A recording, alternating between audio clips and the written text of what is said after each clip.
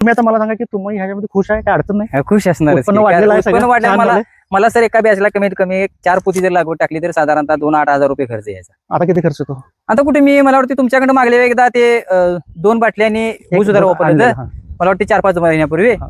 आणि परवा एक मागवलंय, त्यातली अजून 1-1.5 बाटली शिल्लक शिल्लक आहे. आहे. आता ह्या प्लॉटला सुद्धा ती पूर्ण आहे मला, खर्चच येत नाहीये. म्हणजे 0 वर चालाय, म्हणजे याचं कमी आलाय हो एकदम. म्हणजे मला 1-2 बॅचला येत होता की नाही, आता मी निम्या अर्ध्या वर्षाचा खर्च तेवढा झाला.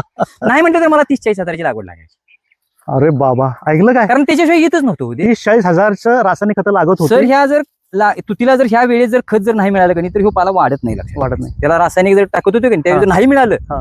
तर वाजिबात वाढत नव्हतं. पण आता काहीच गरज नाही. आता मी कुठे टाकले काय होत आता 8-9 महिने ह्याच्या अगोदर मी कधी पावसाळ्यात खत टाकलं होतं, त्यानंतर आता 3 बॅचेस झाल्या तर मी खत अजिबात टाकायला दुसरा पावसा 1 वर्षभर झालं खत टाकलेलं नाही. काय नाही. उत्कृष्ट उत्पन्न, जमीन चांगली झाली आहे, शेतकरी माझा खुश आहे, पैसे वाचलेले आहेत ना की बराबर.